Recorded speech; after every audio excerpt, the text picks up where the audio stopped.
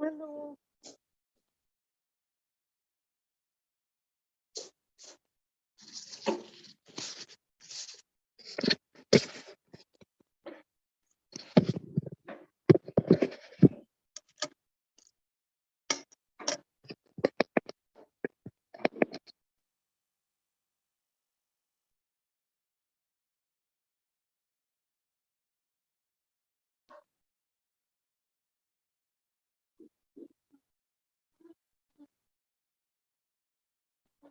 Which one?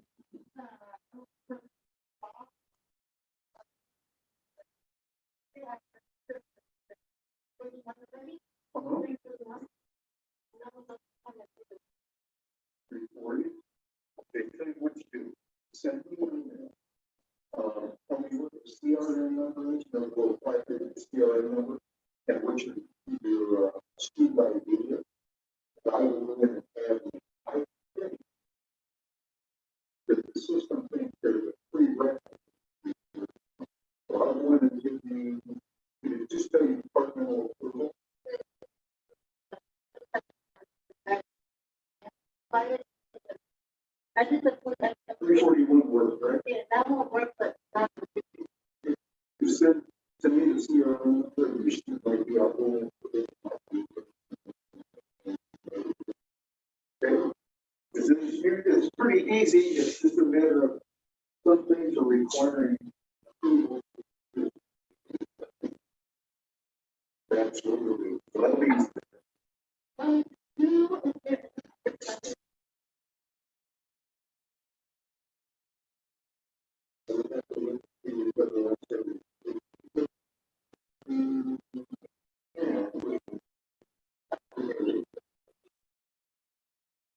okay.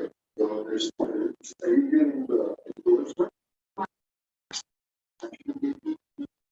You really need to go through the endorsement. So it's 6 of the course of the exam. So there's 301, there's 341, 340, 330, 343, and then for the entire, for the endorsement. Yeah. So it sounds to me like 2041, 40, 43.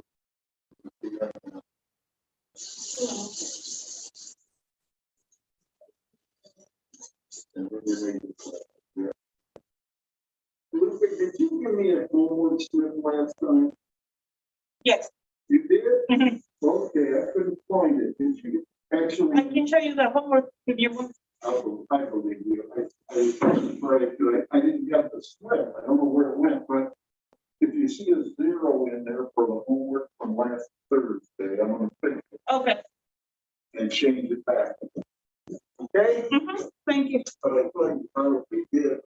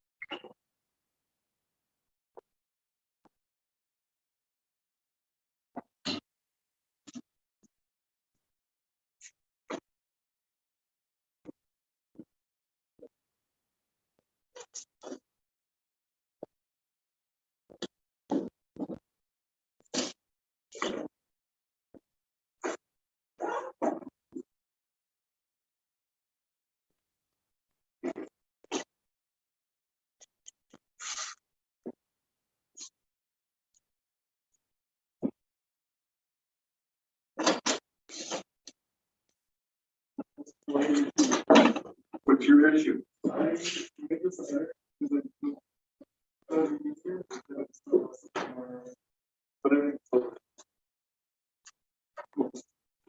read around the head. Assuming one of you will not be a pen. Or a pencil, any kind of a writing utensil.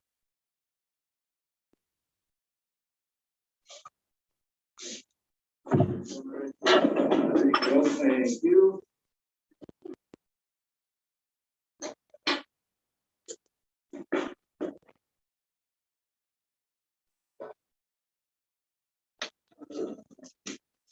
How are you? Glad to hear it. You. See, I can tell people looked at the example. Which always freaks me out when they don't, they turn into something goofy. But you're not goofy. Hey there, how are you? All right.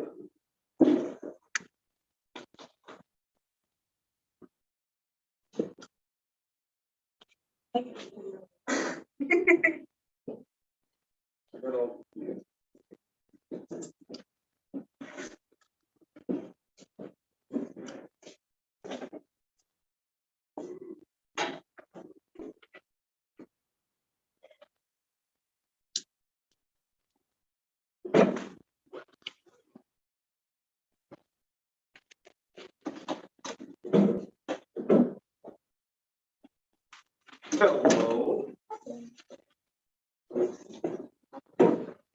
No glasses. Oh, thank you. Okay. Don't like change. We changed her hairstyle. Nobody changed her color. All right. Sebastian. Let me start it again. Is she do something?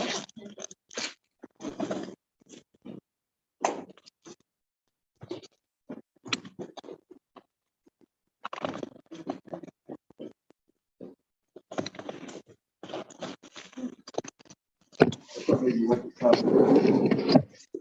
did that one. Look at my focus. I can.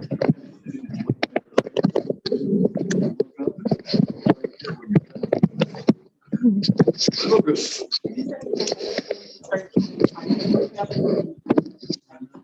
Not that I remember. Right after I had them, I did have a thing in my eye where there was water leaking in behind my retina. So one day I started seeing this yellow spot. That kind of turned green. And then it just kind of went gray. So I had this big old, I basically couldn't see out of that eye. And slowly went away. And then even now, I still can't see fluorescent yellow with this eye. Not that I have to see it very often. But if I do, no so. Arpad, how are you? Never better.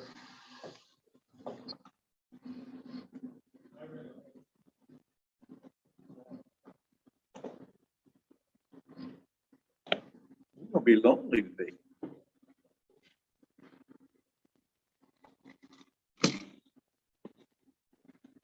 If I start crying. Oh, man.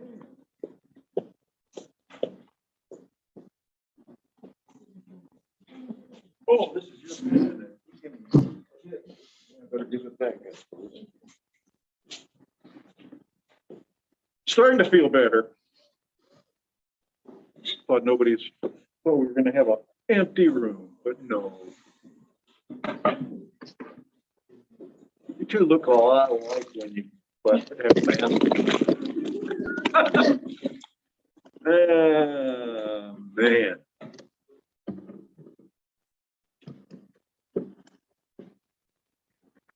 I was hoping to get something from that survey last week so we didn't have to wear these anymore. Not that I know of. They'll probably just not. They'll probably just delay it until they were going to take them off anyway.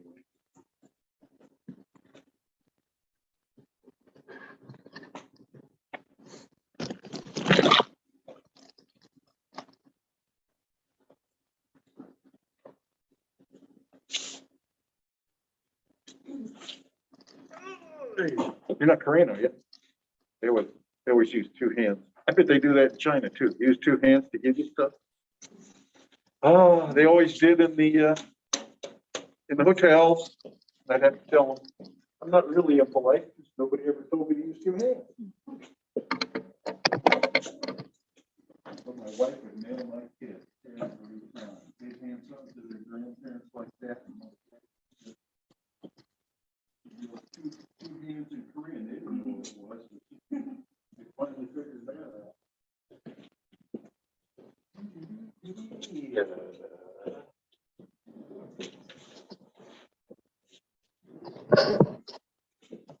Right. Well, we're going to go whether they're here or not. How many we got? 2, 3, 6, 8, 10. We're missing about 5. And yet, off we go. So the other thing I was going to do is to check your homework, because today was like a really low homework day as far as the work on the spreadsheet. So, yeah, it was just something like that. Was the one to list all the phrases from the 5 sentences, I think, or 4 actually, because we did one of them. Yeah. Did you list them all? Okay, all right, there we go. Yep.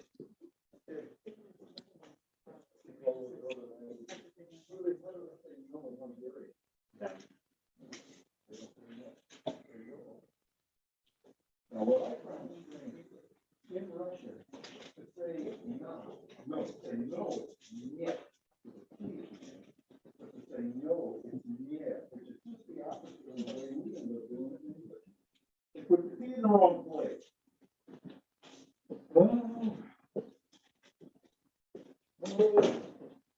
Elector lady. Got it.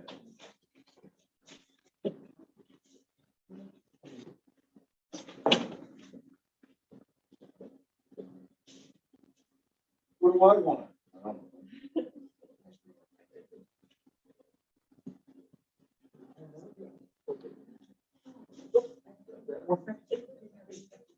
Sorry?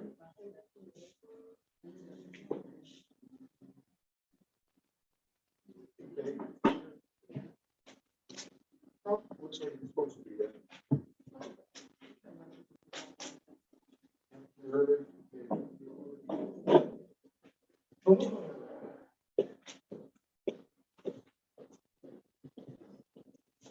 Who's the cool person that carries a stapler with them?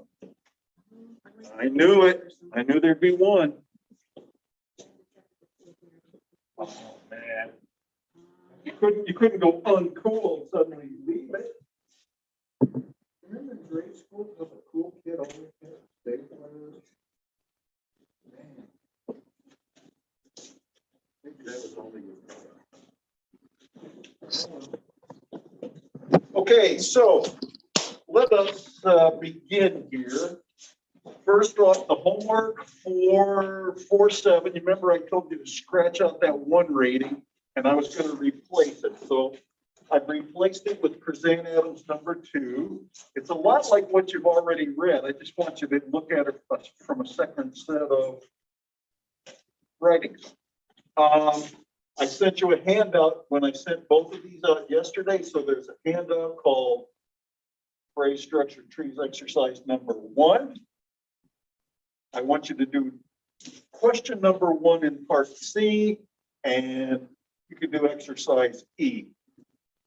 Those are in the textbook. There'll be a place where I'll tell you about exercise B. You're free to do it if you like. Always find it kind of a waste of time, so won't make you do it.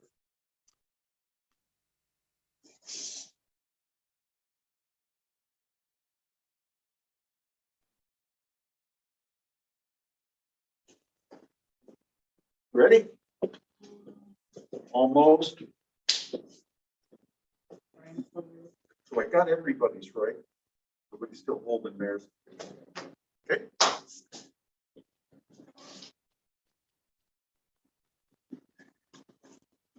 Ready? Okay, cool. It'll be at the end too. So we talked about this idea of phrase structure rules. And what page was it on?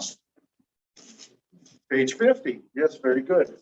And what did I say about those phrase structure rules on page 50? Probably 2 things. One is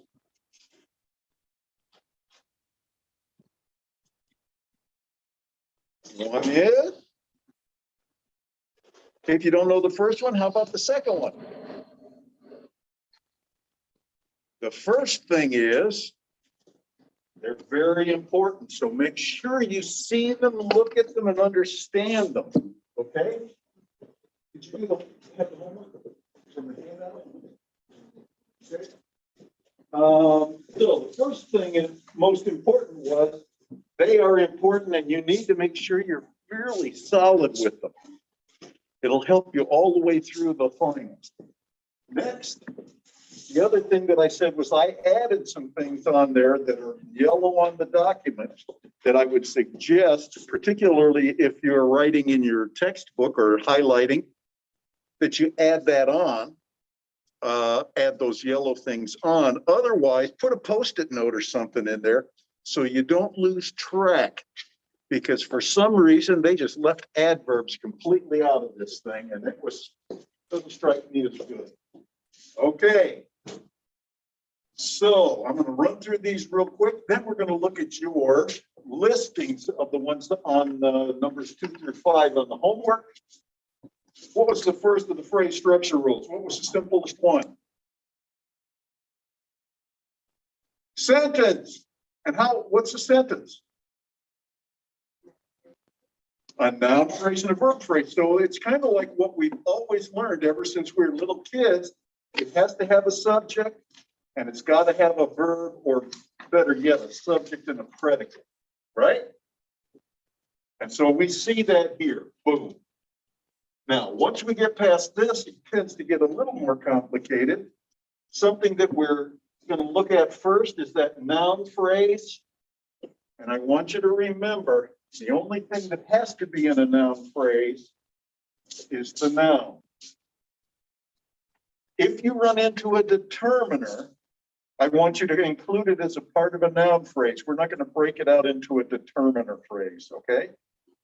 You can take that in a more advanced syntax class later, and they actually do things with that. But for us, if there's going to be a determiner, it's going to be at the beginning of a noun phrase. May or may not be there. We may or may not have an adjective phrase. And we may or may not have a prepositional phrase. Sometimes we'll have all of them. In fact, we could have multiples. We could have multiples. The big, bad, ugly dog. Well, there's 3. But then the dog is the most important thing on the porch over there. So you may have them, you may not, but you must have a noun. Questions? Where does a determiner go? Ariana, where's the determiner go? True, goes before the noun. There's even a more specific answer, isn't there, Cynthia? Where does the determiner go? At the beginning of a noun phrase, okay? That's where you're gonna find it. So sometimes you're going ripping through there, you find a determiner, you know you're looking for the rest of it to be a noun phrase. Because the is not gonna stand alone, right? Okay. So we've got that one. The other really complicated one is the verb phrase. Much like a noun phrase, the only thing that's required is the, nope, not, oh, this is the verb phrase. The only thing required in the verb phrase is the verb. Correct. Here's where we start off seeing these yellow things that I added on to those page 50 rules. You might have an adverb at the front. He quickly ran. All right, ran had to be there, but quickly was optional. Let's see. We could also say the sky is blue, or she is a president. Right? Typically, this curly braces says what's in there may, one or the other has to be chosen. But remember that overall, the whole thing is optional because the fish swam is perfectly valid. We may have where that happened in terms of on the porch, in the dark, whatever. And once again, sometimes we'll also have an adverb phrase at the end. Maybe that's the only one we're going to have. Maybe we won't have any. The only thing that has to be there is the thing outside of parentheses. Verb phrases tend to get pretty long and complicated, kind of like noun phrases. Questions? Okay. The next thing to think about is going to be an adjective phrase, typically pretty simple. Oftentimes, it's only going to be an adjective, like the sky is blue. But sometimes we'll have an intensifier or some other word that not only makes it bigger, but maybe makes it less. It could say the sky is kind of blue. That would kind of be an intensifier in the opposite direction. Righty. But blue is what we have to have, very blue, exceedingly blue, really blue, lots of different things that we could have in there as that adverb intensifier. But otherwise, it's pretty simple.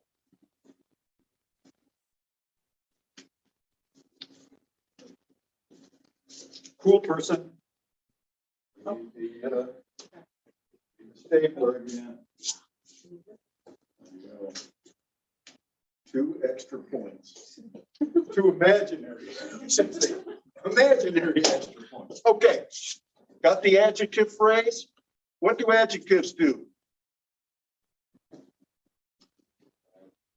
Describe nouns.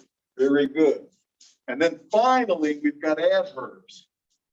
Adverbs may have an adverb sitting there like quickly. Might also have something else there, would be like very quickly or thoroughly. Thoroughly quickly. That sounds pretty stupid.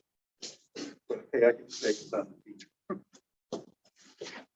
Right? Is that right, Kendra? Right? Okay. Finally, we've got the prepositional phrases. Those are almost always going to have a preposition and some kind of a noun phrase. There are perfectly good conditions where we would end up with just the preposition perhaps at the end, despite what your elementary school teachers told you. Probably your high school teachers also. We have lots of sentences that end with prepositions and they're perfectly good. However, most of the time the noun phrase is going to be there.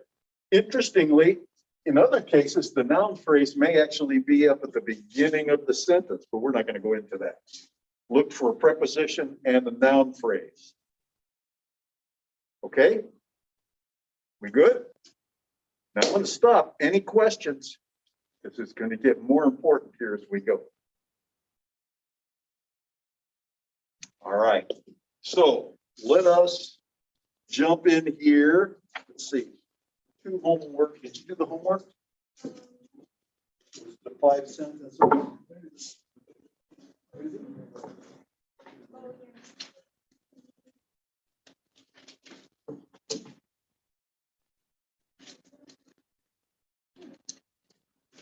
Okay, so we're going to go over that next.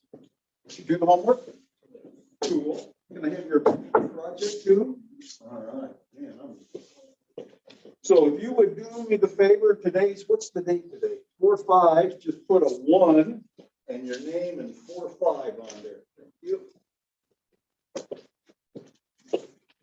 And then once you've done that, pass it that way. Since there's such a big gap, I'm doing it for you because it's just the kind of guy I am. Okay.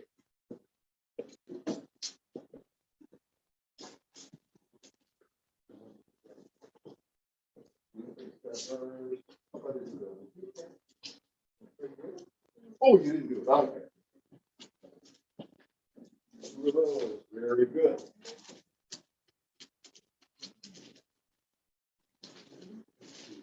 Actually, I know you're missing off of here.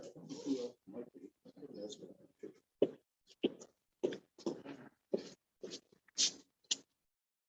So let's pick this up. I believe, if I'm correct, we did number 1 together, right? The frog was a noun phrase. A green prince was another noun phrase. The verb phrase. Where does the verb phrase start? Huh? In this case, it's suddenly. Generally, where does it start? With the verb, but sometimes with an introductory adverb. Very good, exactly. Now, where does the verb phrase end? At the end of the sentence. That whole thing, we've got 2 parts of a sentence. The subject, which is almost always at the front, and the rest of it is called the predicate, right? Great. So in this case, our verb phrase was suddenly, because we have an adverb, became, because that is the verb, and a green prince, all the way to the end of the sentence. We had an adjective phrase, which was green. Very good. We only had 1 in there. And we had an adverb phrase, which was suddenly. All right. So that was number 1. Now, what we're going to do here on number 2 is we're trying to do 2 things. We're trying to find out the constituent, right? Which is essentially, in the case of what we're looking at here, the phrase. We're trying to identify the type of phrase. And then we had those 3 general constituency rules. That how many of those have to be passed for it to be a constituent? We had 3.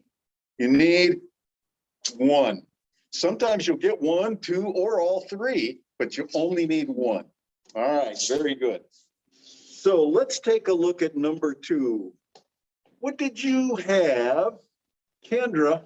What did you have for number 2? What were let's just talk about the phrases that you had.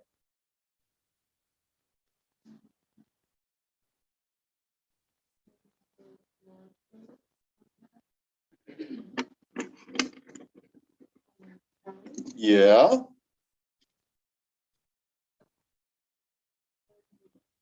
Yeah, now that's probably the way I would call it out, is I would probably call it out as Sally and Roberta.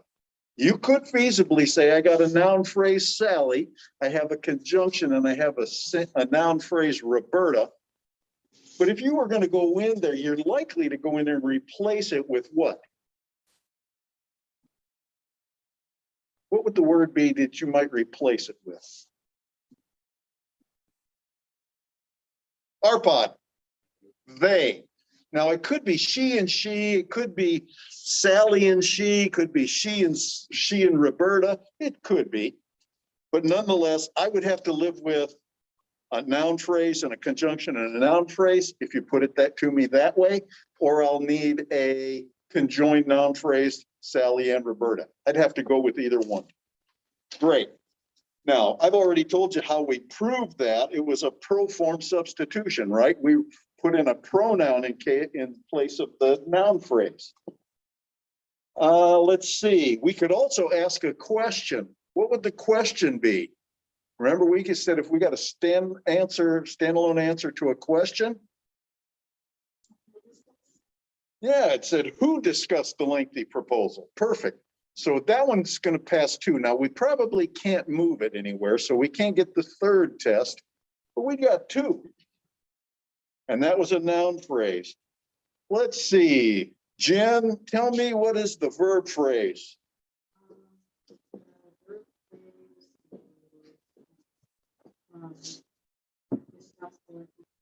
Perfect, because it starts with the verb. We don't have any introductory adverb, and it goes all the way to the end, right? Very good. So how did you do that? How did you test that? I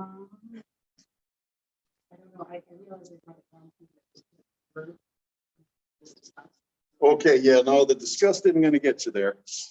Ariana, what might we do to pick out discuss the lengthy proposal? Out of the three rules that we had, movement, pro form substitution, or standalone answer to a question? You can ask. Ask what? Oh, wait a minute. No, we don't want to do that. Well, What did they do, perhaps, right? What did they do? Discuss the lengthy proposal. So I always find that coming up with a question a little bit tricky, but it's a perfectly good test. There's another noun phrase in there. Mandy, what's next? The lengthy proposal, right? We said those things start with oftentimes a determiner, so we know it starts there. We might have an adjective phrase in there that's lengthy, but we have to have the noun. So great. The lengthy proposal covers us. And how might we answer? What might we do to figure that out?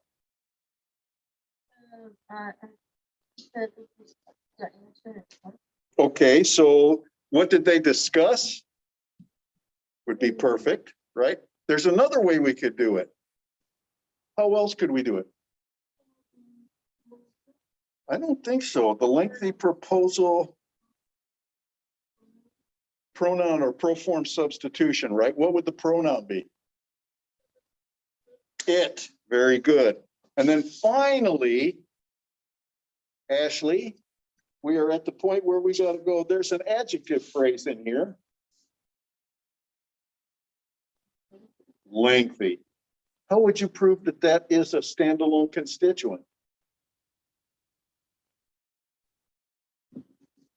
We use pro form substitution? Probably not. Could we move it?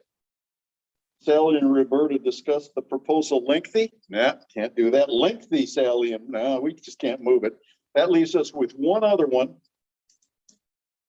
The question. What would the question be?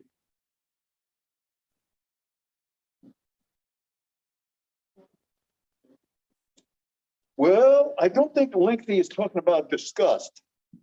I think it's talking about the proposal. Because if you got in there and you did it, your question, you might start thinking it's an adverb. But there's another way to do it.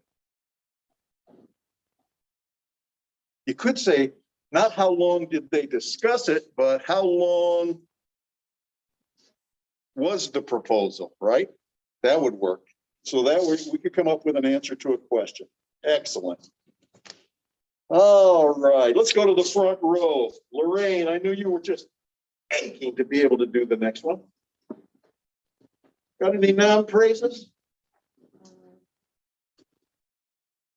Prove it. It's a noun phrase. Yes, prove it. How would you prove that that's a constituent? Who? Okay, you could say who tossed the jagged rock? Jerry. There's another way we could do it is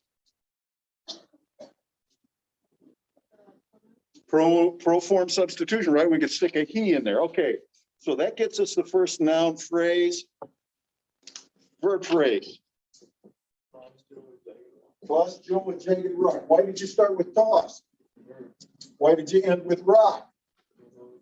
Very good. That's a perfectly good answer. How did you test that as a constituent?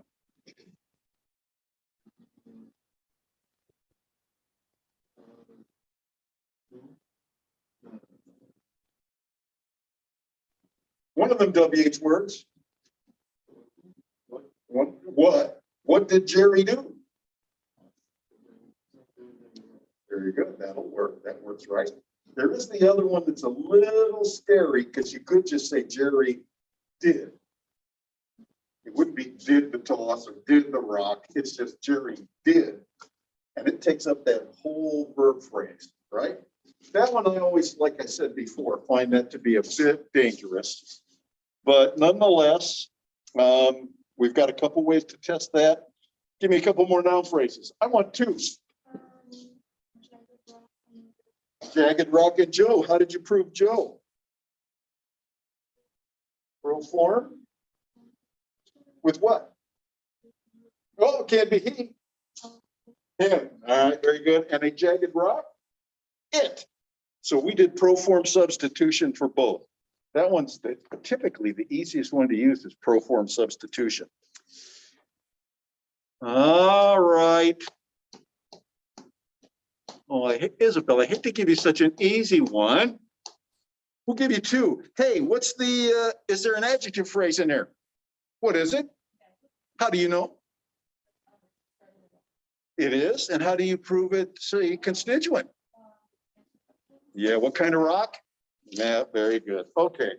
So just so you don't feel like I gave you an easy one when I shouldn't. What is the first noun phrase in 4? The blue convertible starts with a determiner, may have an adjective, ends with a noun in this case, right? Great. Is there an adjective phrase in there? Think again. That's a clue. The blue convertible?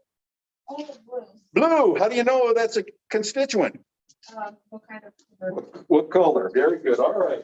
Okay, the blue convertible sped down the highway. What is the verb phrase looping?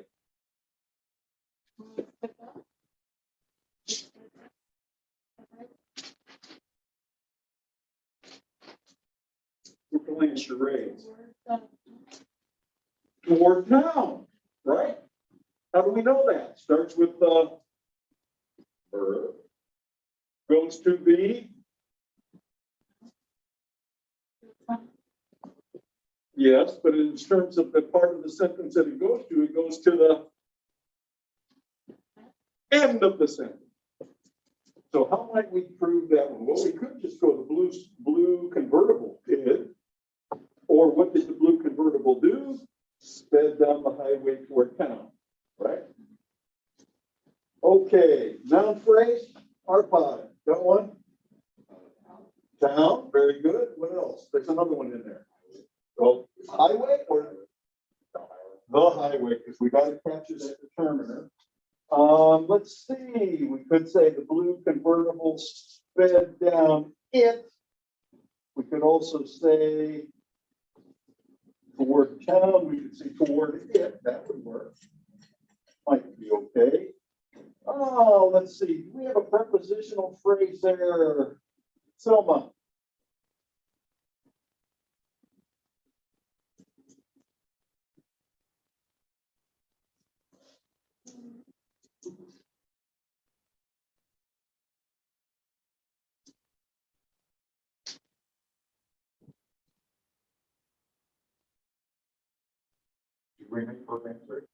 I know she's signal.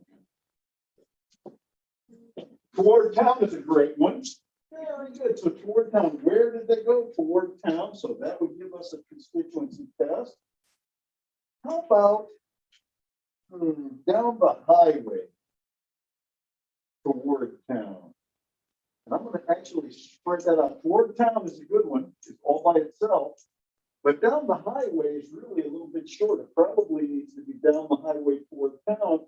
And if you're fixing that on your paper, don't feel bad. I have to fix it on mine. Okay? But where did the car speed? Down the highway toward town. We already talked about blue. Okay, good. Okay, Gally. Here we go. I was getting pretty graphic here. The very ugly porcupine computed quadratic equations throughout the afternoon. Pick something. Perfect. The very ugly, it's not just the ugly porcupine, right? It's not just the porcupine. It's the very ugly porcupine.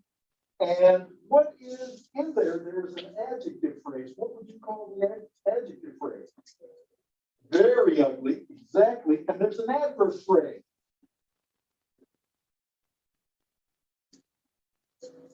Very good. Very.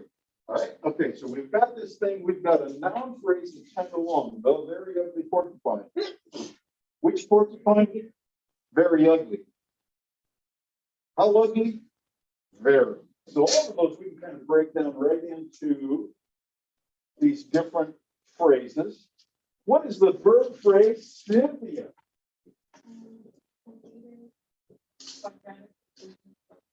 Did you ever compute quadratic equation? Yeah. Do you still remember how? Me neither. Not something you do every day, right? Okay, fine. So how would you test that? This to prove to yourself that computed quadratic equations throughout the afternoon.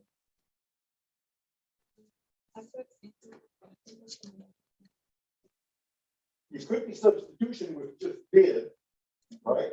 But what would be the question you'd ask? No, because if you ask them what did they compute, you're leaving off computed. What did they do? Computed quadratic equation throughout the afternoon. Very good. All right. Man, I got to go all the way back up to the front, but I started in the second row, didn't I, Jim? And in the second row, you're sitting at the beginning of it. So you got another noun phrase in there? The very ugly. Oh, no, we had that one already. Inside the verb phrase. Inside the verb phrase.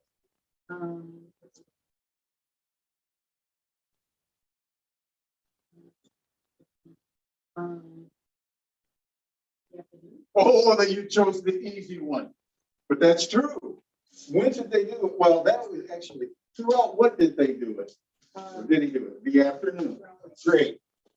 Okay. Kendra. She took the easy one. She stole it from you. Stole it, I'm saying. Is there another noun phrase in there? Exactly. Is there another phrase in quadratic equations? Yes. I asked. That's the question I asked, right?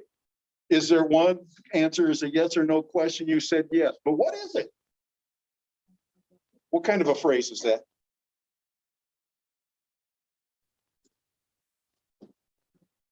Oh, so good. Perfect. At least you with a prepositional phrase must be there throughout the afternoon. How would you prove that to yourself? Well, this is a good one. Should I tell her this is easy so she'll get nervous? Ask the question. Yeah, okay. You can ask a question. And that, what would that question be? Okay. How long and throughout the afternoon, or when did he do it throughout the afternoon? Okay, I like that. What other way could you do it? Look cautiously. We haven't talked about this one all day today.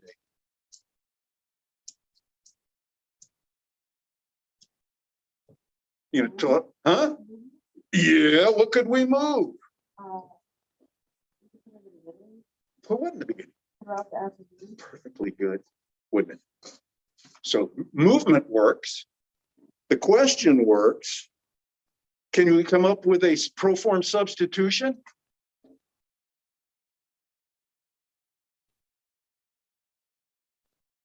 Toss it. It's like a hand grenade. You toss it to Mandy.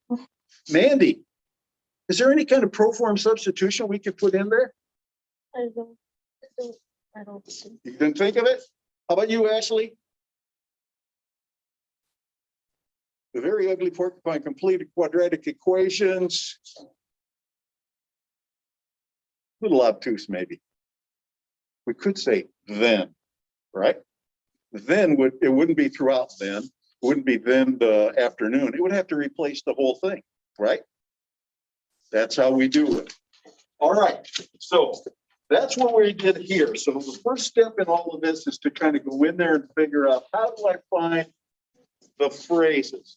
We've talked about syntax. The first thing we did in syntax was, what's the first thing we did with syntax? No, before that. So when I come back and ask number 2, what did we do second? You're going to say phrase structure. What was the first thing we did? Parts of speech. Then we came in and we looked at the phrase structure rules, right? Now we've gone in there and used constituency analysis or tests to figure out what groups of words are actually phrases or constituents, right? Now we're going to go on and we're going to move into something else. And this is going to be like super fun. We reviewed that. We're going to draw trees. Anybody here an artist? So if we really need good trees, we'll look to Diana. Anybody else an art major? Okay. What we can do, well, one of the things we want to do in here is that we can take phrases, which is one kind of constituent. We could take clauses.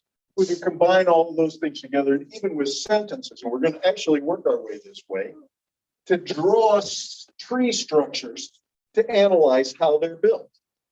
Okay? So we can take the phrase, clause, and sentences, we can show them in the tree structure to analyze them. Part of that is that I want you to recognize the trees show us that sentences are not just merely a linear list of words. We don't just string a bunch of words together. In fact, what we really do is we have a hierarchy of phrases or a hierarchy of constituents.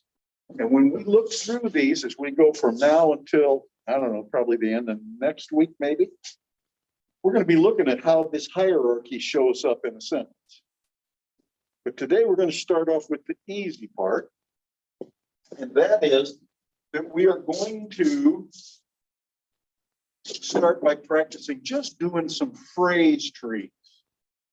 When we do the final, I'm going to put some phrase trees on there. That makes it easy to start scoring some points and warming up. Then we're going to move on to sentences. Now, some of you, has anybody in here ever got stuck diagramming sentences? Geez, I wouldn't think you're old enough to have done that, but I had to do it as well. So usually an old people thing where we're not going to draw them in the same way. We're going to draw them a little bit differently. It could actually show us very much the same kind of a thing, but we will be drawing them in a somewhat simplified form. We're going to use phrase structure trees. There are some other things called X-bar trees. X-bar trees get a lot more complicated. And if you want to learn about them, take an advanced syntax class, and they will have you drawing trees till your eyes fall out. But we're not going to do that. We're going to do the simpler one. And that is why I took out the last part of chapter 4,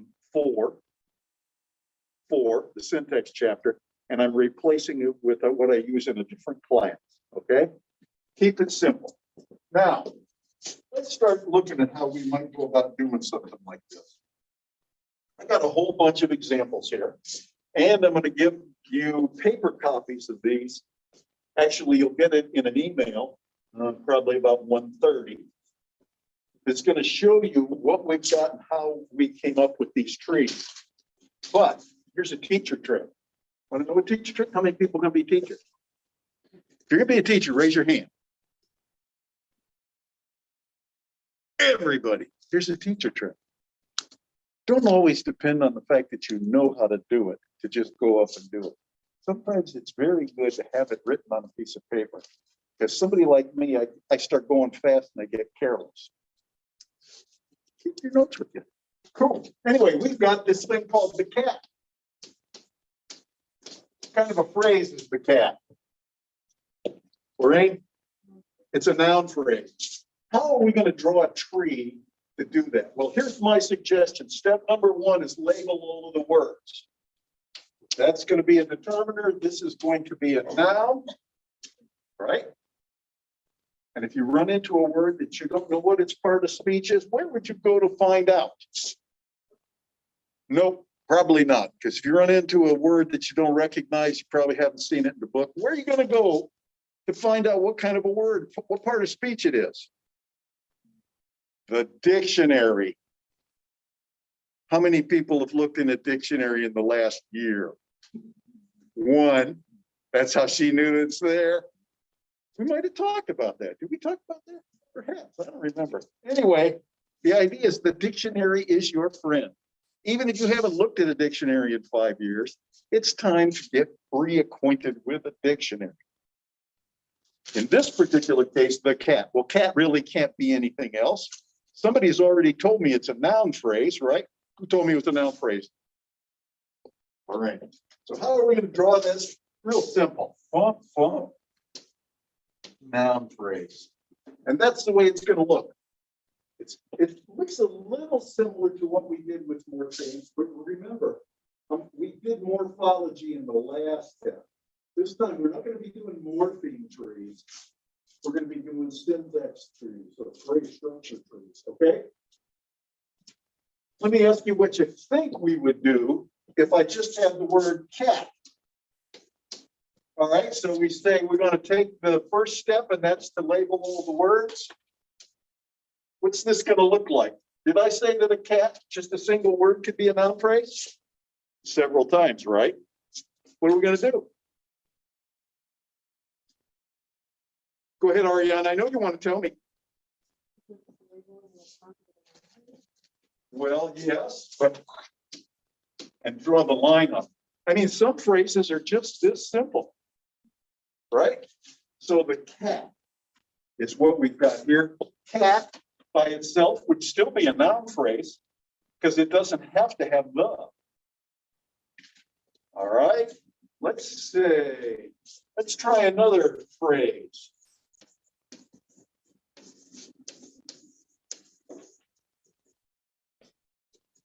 Very scared. What kind of word is very?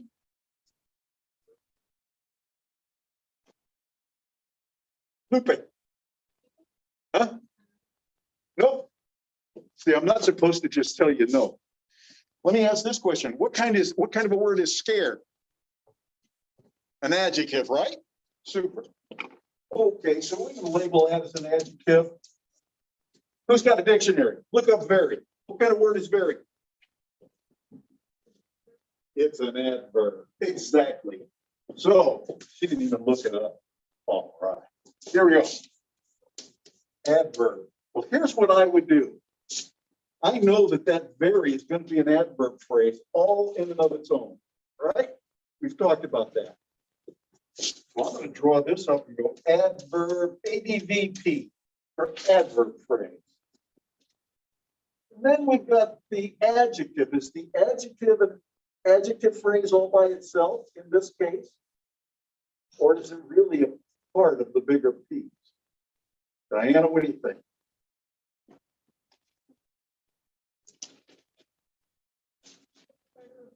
Bigger piece, exactly. So what we've got here is we do have an adjective phrase, but it's really made up of something that looks like that. So I've got an adverb phrase, very, and it is a part of the bigger adjective phrase, scared. Just to make sure that I dealt with this adequately a moment ago. If I had that, what would it be? Sebastian. Yeah, it's an adjective. How am I going to draw the tree?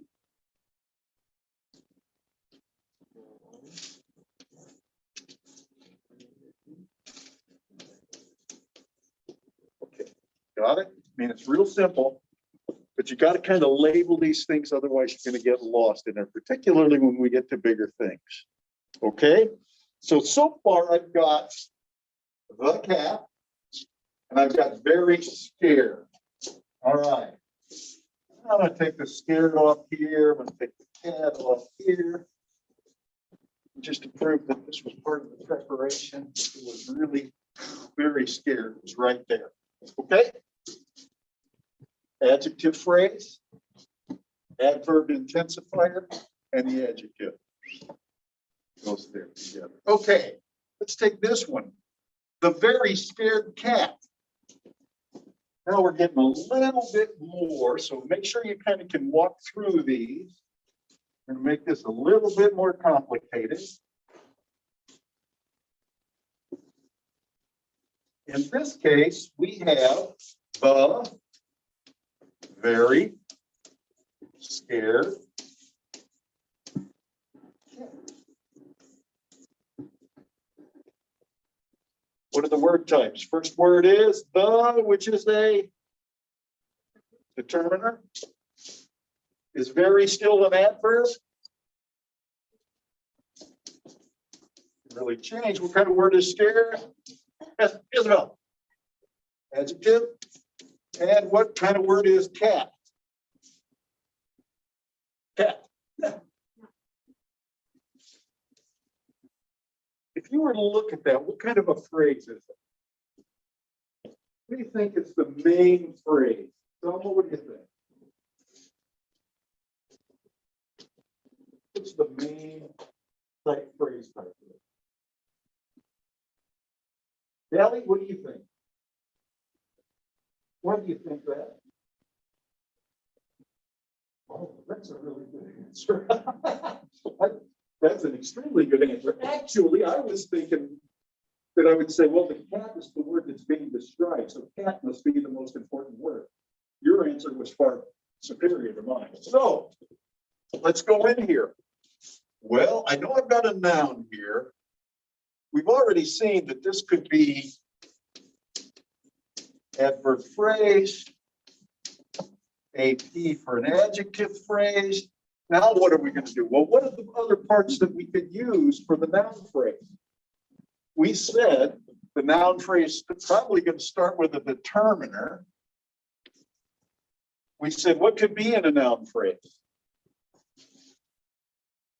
Do we have an adverb phrase and an adjective? I'm sorry, an adverb phrase and a noun phrase. Do you remember that in the rules? It's not there, right? We don't have adverbs inside noun phrases. We have adverbs inside adverb phrases or adjective phrases, but we do have adjective phrases inside noun phrases, right? And so it's going to pick that up and it's going to pick that up. So the noun phrase is now got a couple of different layers in it. It has actually three. Notice the hierarchy. We've got the very scared cat has very scared in it, which also has very in it. And so the noun phrase, as you pointed out, starts with the, and we know it ends with a noun. That's the way that thing is going to look. You might make it draw it a little nicer than I do, later in that space. But nonetheless, that's how it works, right? You see how we progressed right along there. Let's see what's the next thing we've got on here. On the roof. Oh man. Oh man. Let's see. I'm going to come over here and I'm just going to add on the roof. On the roof. What kind of phrase is on the roof? Lupe, what do you think? On the roof? Prepositional phrase, because we're going to go in here and say this is a P, a determiner, and a noun. If I have a determiner and a noun, what do you think? What do I basically have there?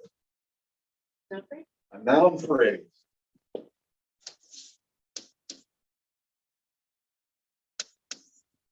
And if I were to think back to my phrase structure rules, when I was looking at prepositional phrases, how are they usually made up?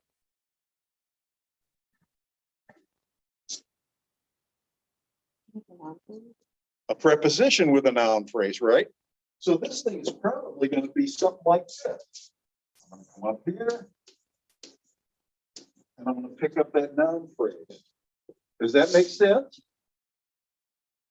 It's a good time for me to stop. Did that make sense? Would somebody tell me it didn't make sense if it didn't make sense?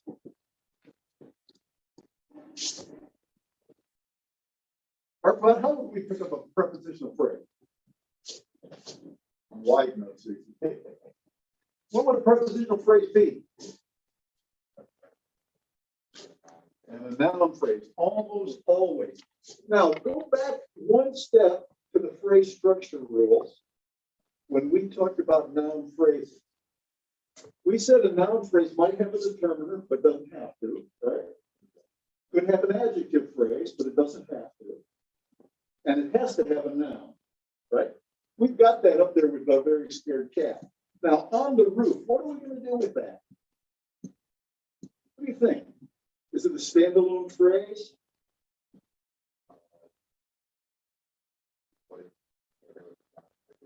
Exactly. All we did was we just keep making this thing a little bigger and a little bigger and a little bigger, right? Because the phrase structure rules on page 50 said, we may also, don't have to, but we may also have a prepositional phrase. And that prepositional phrase, bingo, it's got a noun phrase built in it, just like we would have expected. If I were trying to think about semantically, which means by meaning, why would I connect on the roof to the very scared cat? I'm kind of thinking about meaning here. Why would I do that? Why would I say on the roof as part of the noun phrase?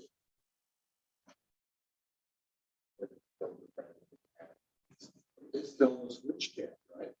It is still describing the cat. So we've got the cat being described as the. It's the cat. We know which cat we're talking about. We're also describing it as very scared. But we're also saying it's the one that's on the roof, not the one that's in the tree, right? We could have the very scared cat in the tree, but it'd be a different cat. So you're absolutely right. Semantically, or based on the meaning, we're attaching this on the roof to this because it is helping to define which cat we're talking about, right? That's a good place to stop again. Did I do anything really weird that caused you to go, what's he talking about? Diana gave me credit for not saying anything really weird. Are we communicating? Are we? Would you tell me if we weren't? Some people would, some people wouldn't. Mandy, how are we doing? We're doing okay? Okay. Who doesn't understand? Who needs a clarification?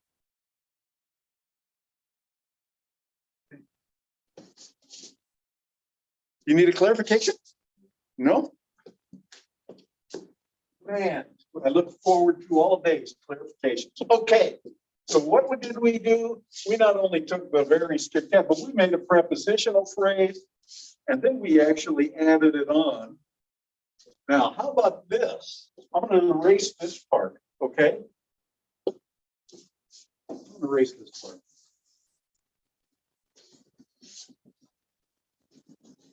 Do something a little bit different.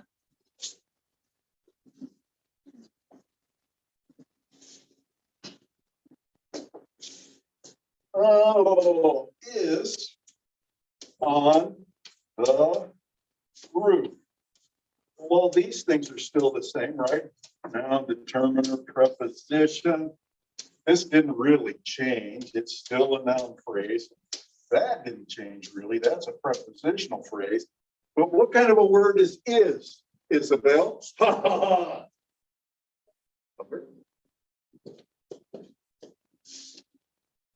What do you think this kind of a phrase is?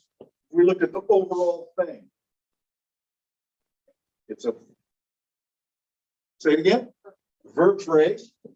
How are we going to draw this? Well, I know I'm going to take this verb. I got to go up here. Mark it as a verb, right? What is on the roof part of the verb phrase?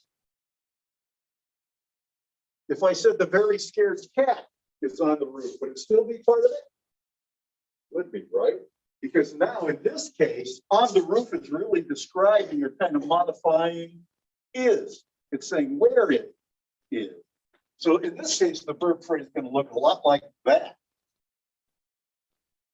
Now, depending on the context of the sentence, on the roof still is a prepositional phrase.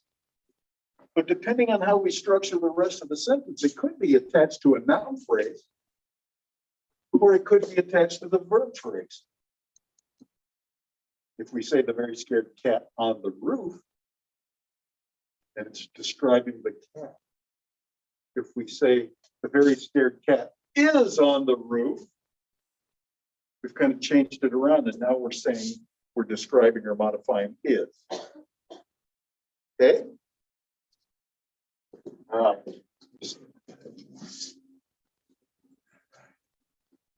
And so if we went in here and did this, just for a minute,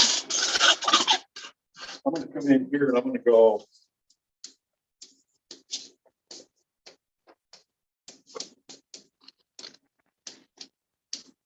What did we have? Well, we had an adverb phrase, and we had a adjective phrase. We had a noun phrase that picked up this and this and that. And the noun's over here. So there's our noun phrase there. We had that before, right? Very scared cat. What do we have? The very scared cat is on the roof. What kind of structure would you call the very scared cat is on the roof?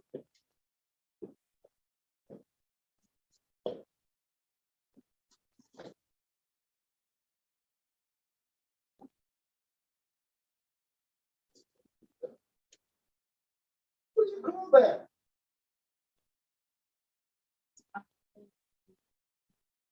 Well, no, that's the first part. The very scared cat is a noun phrase, right?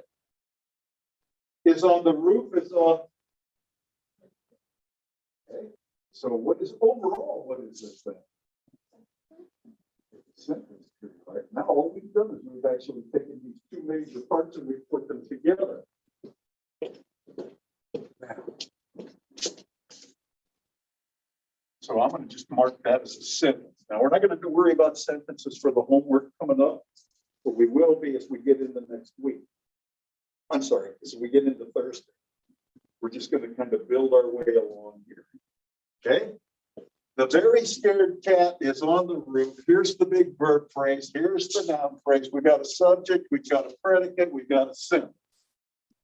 Does that make sense? You see how we got there? Okay. Now we could have done something like the very scared cat on the roof. We could still move on the roof and then say is or jumped. Maybe something like that. But in this particular context, on the roof is really part of the verb phrase.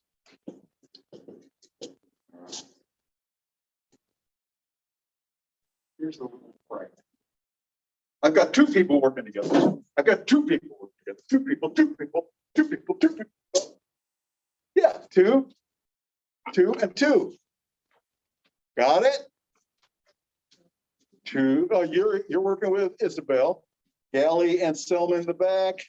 Lupe and Cynthia. With Esther. Oh, no, it's Isabel. See, if I got yours wrong, I got to get hers wrong too. So this is Isabel, not Esther, by the way. Got it? I want you to start drawing me some trees. Don't forget, first label the words. Then make a determination based on the phrase structure rules on page 50. Maybe you actually want to open up your book so you see what's there. And I want you to just go ahead and draw these out, at least down as far as under the ice. If you want to, you're ready to draw a sentence tree. Sam went to school. That's a complete sentence, right? So I'm going to just stand here. Yeah. Oh, can I make one other comment? The other comment is recognize that when I've got a subordinate thing inside something else, the line that goes to it should be pointing down. Okay?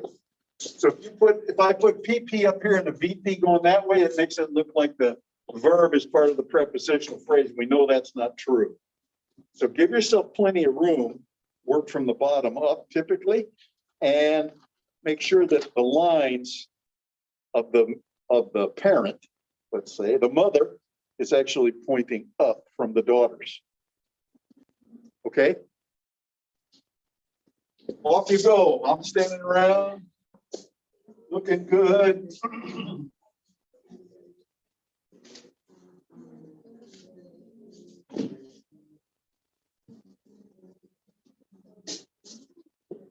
I'm just going to give you, not too long.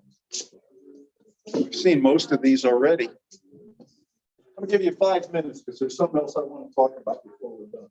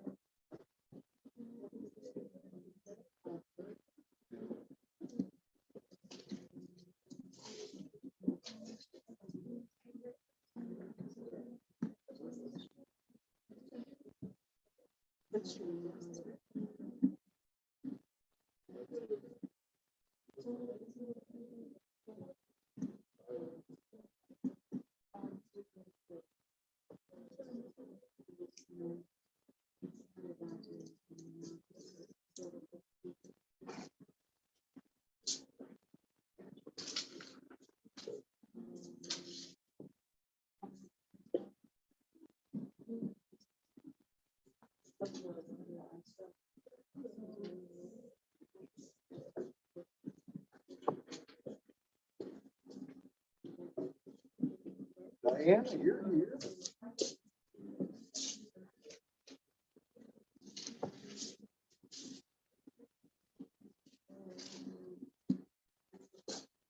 Got 'em? Easy peasy, right? Yeah, well, that's always part of the trick. On the test, there's 2 tricks. 1, leave yourself a lot of room. 2, use a pencil. Pencils are your friends, along with the dictionary. Don't forget the dictionary.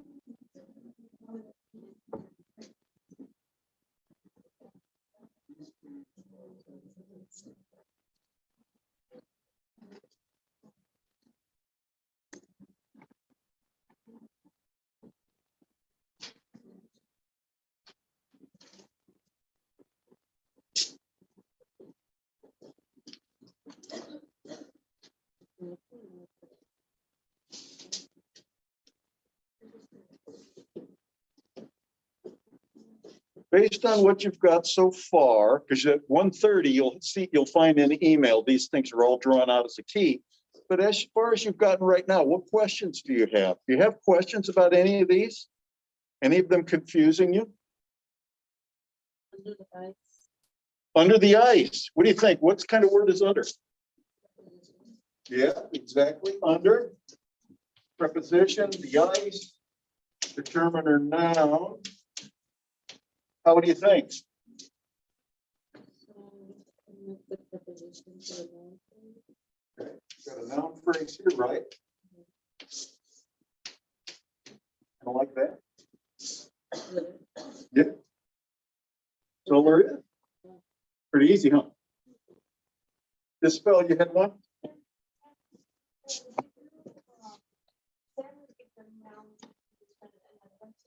The noun what? No, the noun phrase, Yes, and then the system would be the verb phrase. That's correct. what we did. Brian, would you write the verb phrase and noun phrase like next to each other? or- Perhaps. It depends, kind of depends on how it goes. We're not gonna go for artwork, so I'm gonna go, Sam went to school, right? If, what I would like to do, what I would try to do if I was gonna do it, is I would probably go, okay, Sam, this is a noun phrase, I know that one. And, oh, this is a noun phrase also. And this is a prepositional phrase, and went is a verb phrase. So if that's what you're talking about, that's probably best, because it makes it clear and it keeps it clear for everybody. And then just like that, right? And we can make this thing as complicated as we wanted to. You get into an advanced class, they start throwing extra clauses, which have multiple verb phrases, which it's kind of crazy. But how about that? Others that you were confused about? Okay, cool. Let's talk about a couple of things that, one thing that's not going to be super important, but I do want you to recognize it, is this idea of recursion. When they were started dealing with syntax, one of the ideas that they came up with was that all languages have recursion, where you can just keep adding stuff onto the sentence. And so we can build something really long. We could say the fish, and that's fine. The fish is a noun phrase. But the fish in the pool, kind of like Artpod had talked about the fact that on the roof described which cat. Here we've got the fish that are in the pond, and that could be a noun phrase, the fish in the pond. But I could take it out another step and go, the fish in the pond in the garden. So this is telling us which pond it is. This is telling us where the fish are. And then we could say in the mountains. Okay, well, great. The garden is in the mountains, which is where the pool is, which is where the fish are. And which mountains are they? The mountains of Tennessee or the ones in Colorado? And we could just keep adding on to this, and it happens. You'll see an example in exercise D. Don't feel like you have to do it, but you might want to just try it out and see if you can pull it together. Okay? Because it's basically doing the same thing. Now, I believe there's one of these on the homework that you've got. The big thing I'm trying to make sure you recognize, we're really dealing with this hierarchy of constituents inside bigger constituents, inside bigger constituents. And then the last topic, which is going to be the topic of exercise E, is the idea of structural ambiguity. What does the word ambiguity mean? I'm sorry? Not sure, not clear. In the case of this, which we're going to talk about in a structural sense, we're not clear on what the meaning is. Probably because there are multiple meanings. Okay, so I'm going to look at this and say the first one up there, French language teacher. You've seen that one in your book, right? What are the two ways we can think about the French language teacher? Exactly. We could be looking at it as a language teacher teaching Spanish or Russian who happens to be French, right? That's one way to interpret it. What's another way to interpret it?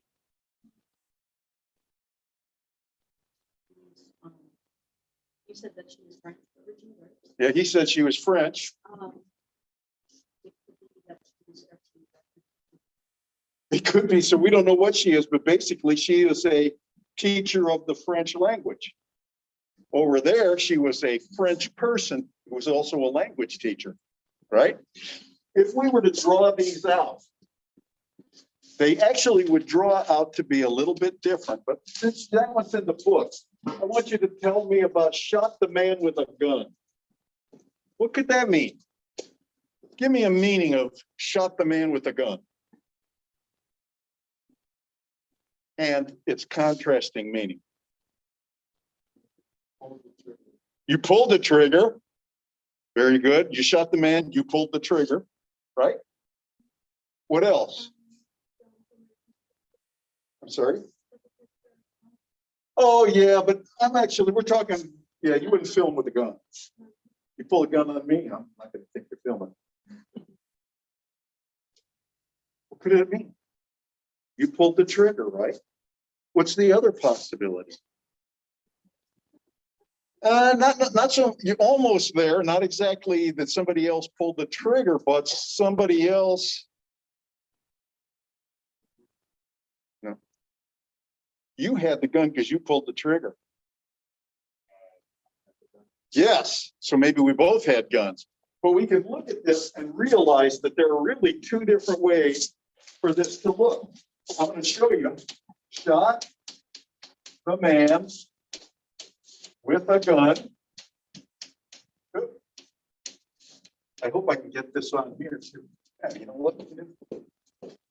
$1,000 lesson of the day. It's to be on a PowerPoint in display mode and what's it blank. Doesn't get any better than that. Shot the man with a gun, right?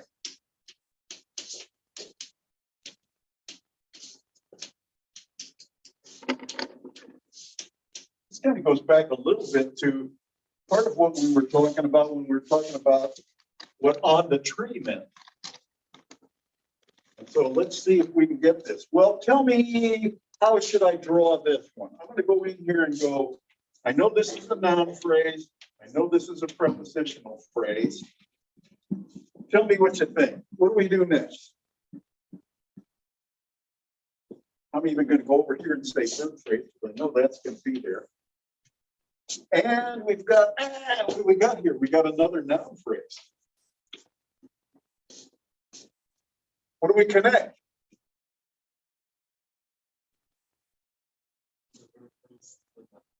Cool. So we know we shot the man. It doesn't matter. There's no discrepancy there, right? There's no confusion. Somebody, whoever it is, shot the man, right? What do we do with a gun?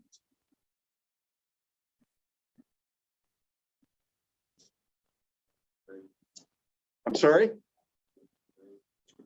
Not to the noun phrase or to the noun phrase?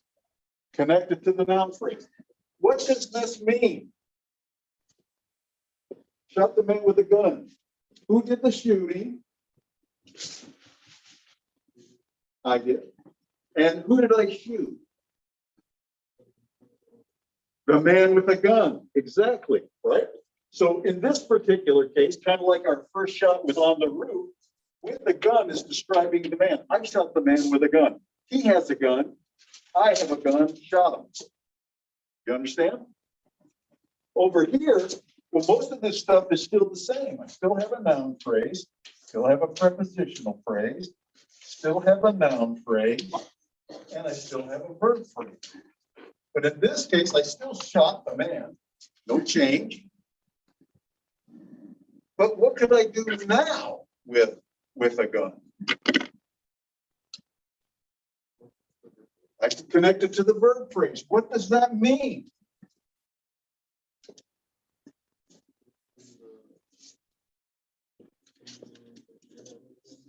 Yes, it's basically saying I used a gun to do it. This one is the shooter used a gun. And this one is the man had a gun. Still got shot, but it's a very different sentence, right? Do you see the difference? Kendra, do you see the difference? You see the difference? Blueberry. Really? That, you don't, right?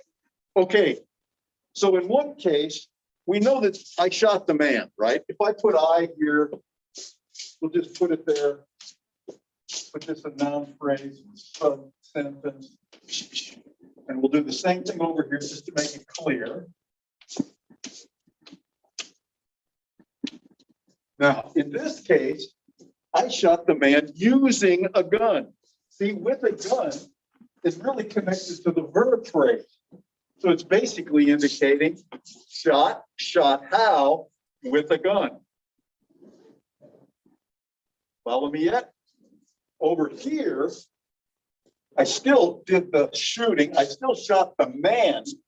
But in this case, the with a gun is attached to the noun phrase. That makes this thing person who was shot. Over here, this one is telling me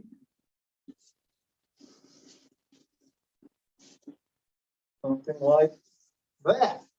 I shot the man. In this case, I shot with a gun. Let's take the man out. I shot with a gun. Makes sense. Over here, I can't very well do that and take the man out because then the meaning would be very different. Okay. Got the handout. And for anybody who didn't get all of the homework, there that is. So go through this and draw trees for all of these. And we're going to go over them, but I want to make sure we go over some of these slow and a couple step by step, because now we're going to jump into sentences next time. And the time after that, we'll probably jump into complicated sentences.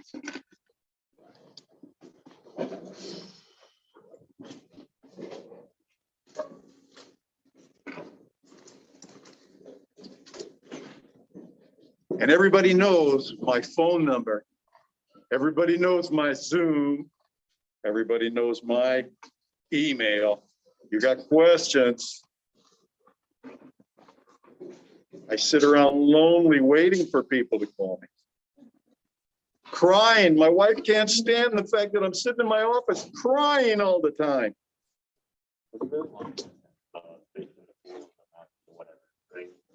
Would the tree for that one be a bajillion phrases? A bajillion noun phrases, prepositional phrases, yeah. So we could take like the one that we had. So it would just be noun phrase, noun phrase, noun phrase. Well, yeah, noun phrase, noun phrase, noun phrase, or depending on what kind of a phrase it is, this could be a prepositional phrase, right? So when we talked about the fish in the pond, the fish is a noun phrase. In the pond is a prepositional phrase with a noun phrase in it. It describes the fish, so it has to go up there. And then we get in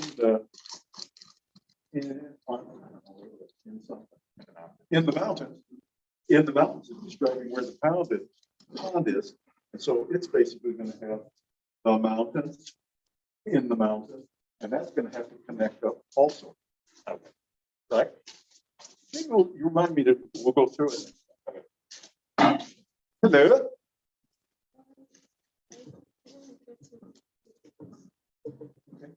So, I have to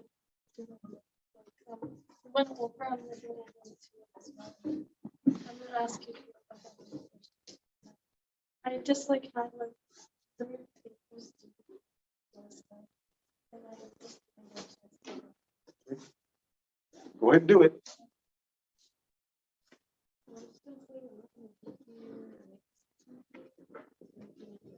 Well, then I guess I could take the day off. Make sure. Sorry. No, that's fine. I still mark it as an absence, but what I appreciate knowing so that I don't wonder where I don't have a student.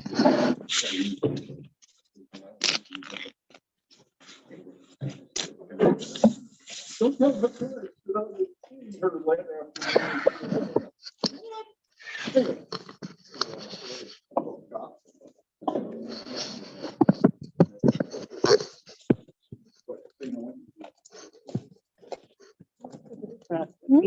The green thing. That's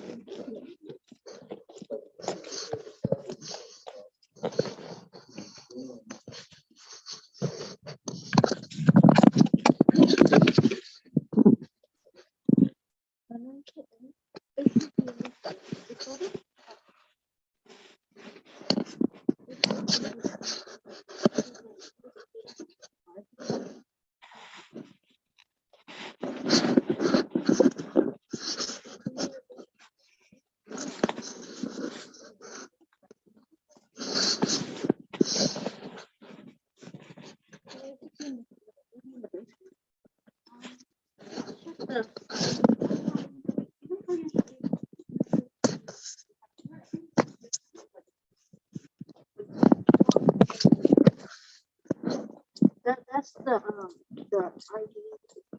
Oh, you can check here too. Oh, thank you.